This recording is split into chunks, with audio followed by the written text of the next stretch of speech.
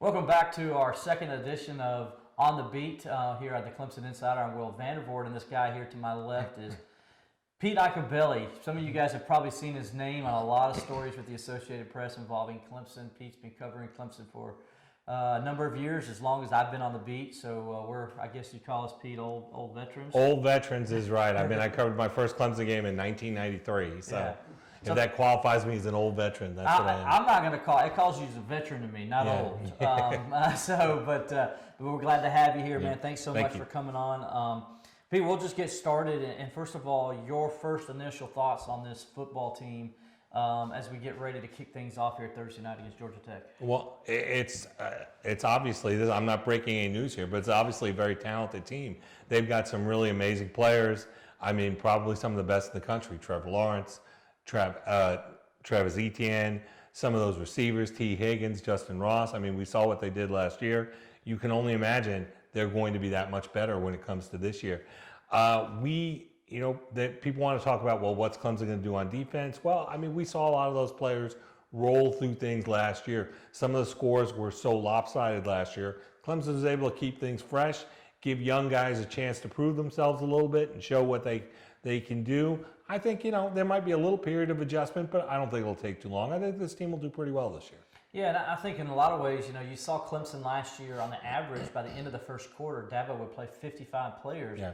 That's who Alabama was playing the entire game. Yeah. And they were playing 55. I think it's smart that Coach Swinney kind of knew he had that huge senior class and they were going to leave, and he had to get those sophomores, what now are sophomores, right, and some playing experience and when they were freshmen. And I think it's worked out well. Like you said, I think because of that, they'll probably be a little more ready than most guys that are just stepping into these roles. I think that's true, and I think on defense too.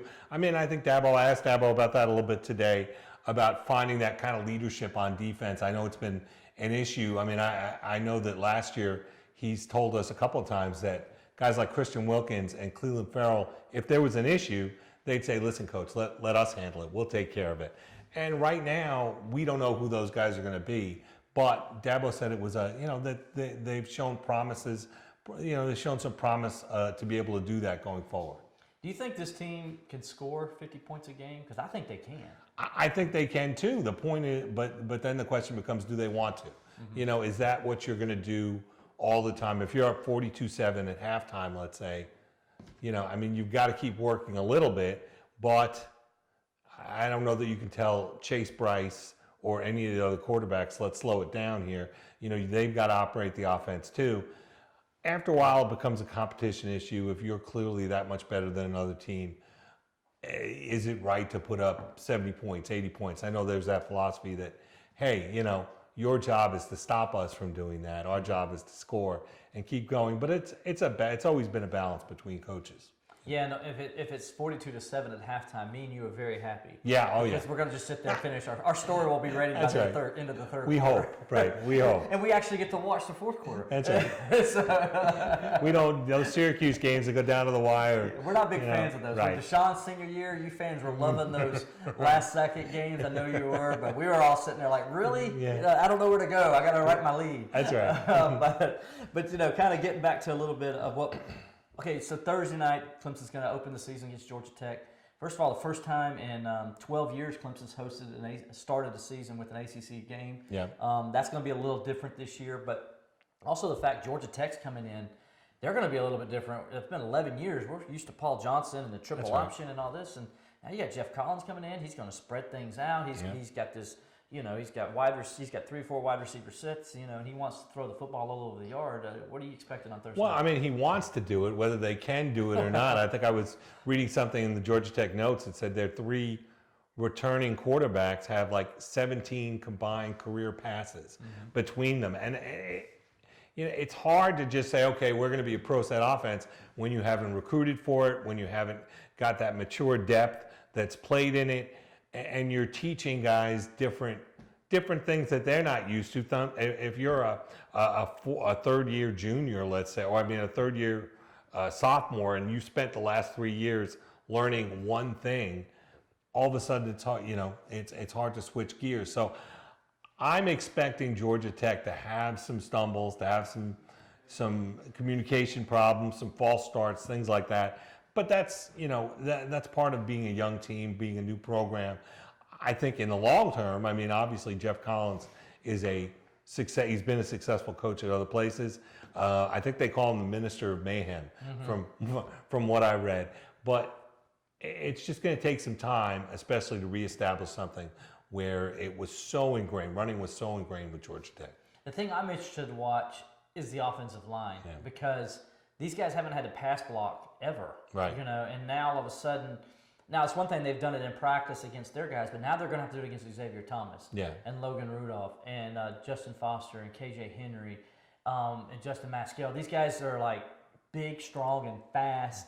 Not taking anything away with what Georgia Tech has on campus, but I don't think they have an XT on campus at Georgia Tech. You know what I'm saying? Yeah. And I'm interested to see these tackles have to try to block. And then also you got a young kid like Tyler Davis we're hearing everything about, saying he's the next Christian Wilkins and all that. Can those guys on the inside, those guards, block and pass block? And what about if, Brent Venables likes to bring stunts and he likes to bring Mike blitzes and things of that nature?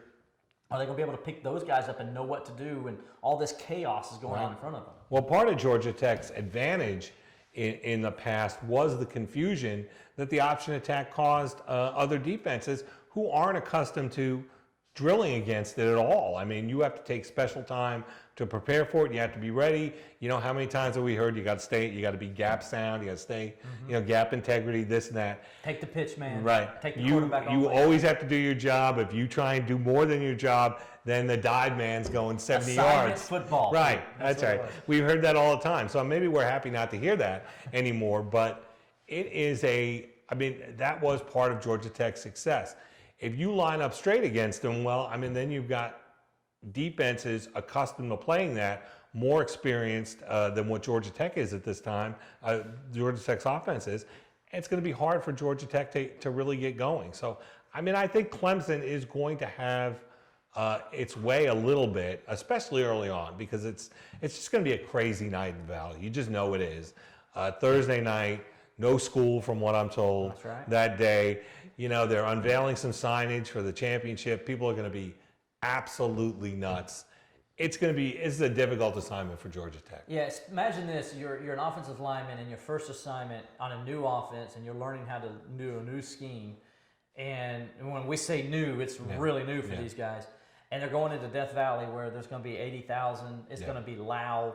And we see guys who do this all the time, are used to it, jump off sides, false starts and things of that nature. Especially if they're backed up to that as one of those two goal lines, it's going to be. I'm interested to see. Remember the Louisville game a few years ago? Bobby Petrino says, "Oh, I ain't worried about the sound, and it's not going to affect us because we went to Marshall." Right. And then what happened? 3 straight penalties. I think they finished with 6 illegal procedure penalties for the game. Yes, Death Valley can definitely be a problem. So what do you got going on for the Associated Press this week with you guys? What are you working on, and what are you guys working on as you get ready for this game on Thursday? Well, we ran a big feature about Dabo and how he's built this program into a monster, so to speak, and how his relentless nature, his not settling for things, not believing that here's my ceiling, and going beyond that. It really from the time that he was ridiculed by some as a coupon coach for when he took the job. And we're going to talk about the defense a little bit because let's face it, you've got the Power Rangers aren't here anymore, and the Clemson fans and Clemson came to rely on those guys. You didn't worry about a thing. You knew up front 1, 2, 3, 4. These guys were going to be rock solid, and now they're not. I find it. I would have bet in February or March that Xavier Thomas would be. Boom, right there, unquestioned starter right there based on what we saw last year. But obviously he's in a little bit of a dogfight because Dabo wants to see a little bit more. So we'll discuss some of that. The game early, the game being a Thursday night game. There isn't a lot of opportunity to write about a lot of different things. But we'll touch on Trevor Lawrence and how he's become a little bit more versatile, more confident, more of a belief in himself. He doesn't have to look over his shoulder anymore. Not that he did the end of the last season. I don't think that anything bothered that guy at all. But he comes in, the unquestioned starter. You look on ESPN, excuse me, everybody is saying, well, so-and-so is the starting quarterback, so-and-so is the starting quarterback.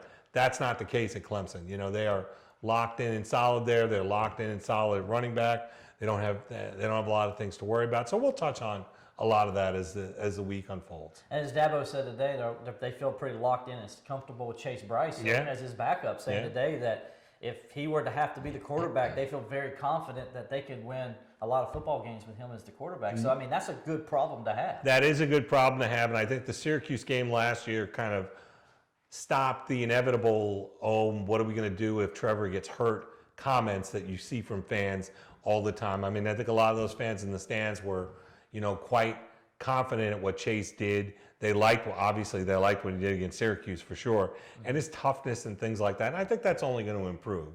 It's hard to really judge backup quarterbacks when you see them a few periods on a practice field and, at the end of games, of blowout games or things like that. But he seems like he's got some moxie, some toughness, some ability to lead this team, at least from what I saw last year. Hopefully that will mature as well and develop if he needs to be pressed into service.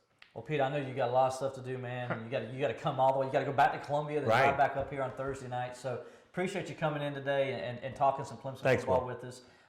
One of the best writers on the Clemson beat. If you haven't read Pete's stuff, go check him out. You can see him pretty much anywhere. Associated Press. He's on everybody's website. So check Pete out sometime. Can I hire you as a press agent? Absolutely. I'm game for anything if Robert's okay with that. So anyway, thanks again. Be sure to stay with us all throughout the week as we get you ready for Clemson, Georgia Tech on Thursday night. For Pete Iacobelli, I'm Will Vandervoort. We'll see you next time on The Beat.